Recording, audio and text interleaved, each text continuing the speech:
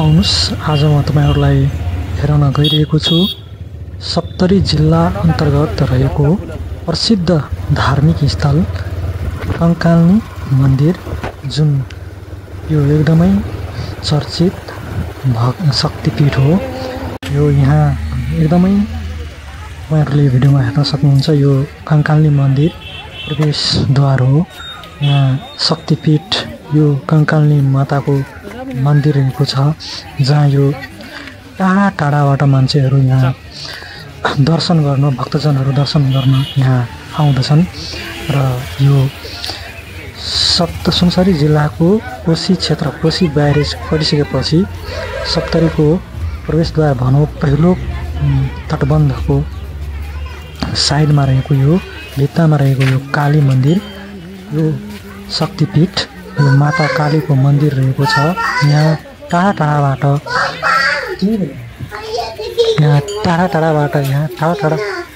टाढाबाट यहाँ मानिसहरू हेर्न आउँछ र आफ्ना मनोकामना पूरा गर्छन्, भाकल गर्छन्। हेर्न सक्नुहुनेछ यो भिडियो मार्फत तपाईहरुलाई म हेराउन गइरहेको छु यो शक्तिपीठ माता कंकालनी। त्यसमा आज हामी पनि पूजा गर्न, यो धार्मिक स्थलको पूजा गर्न हामी पनि आज यहाँ आएका हौं। हेर्न सक्नुहुनेछ यो शक्तिपीठ माता कालीको मन्दिर।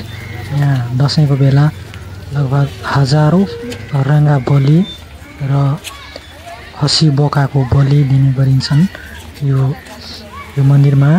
र यहाँ लगभग लाखौंको संख्यामा यहाँ भक्तजनहरू आउने गरिन्छ।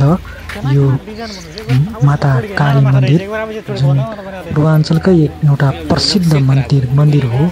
शक्तिपीठहरुमा एकदमै प्रसिद्ध शक्तिपीठ यो माँ कालीको मन्दिर रहेको छ, जहाँ एकदमै मान्छेको भाकल गरेपछि मनोकामना पूरा हुन्छ र त्यही अनुसार भाकल गर्न यहाँ टाढा टाढाका मान्छेहरू आउने गरिन्छ। यहाँ माता काली मन्दिरमा यो भिडियो मार्फत हेर्न सक्नुहुनेछ तपाईहरु। यहाँ एकदमै भक्तजनहरू पनि घुइँचो लागेको छ र मन्दिरहरू पनि छ। यहाँ चप्पल राख्ने व्यवस्था, जुत्ता चप्पल राख्ने व्यवस्था एकदमै व्यवस्थित बनाइएको छ।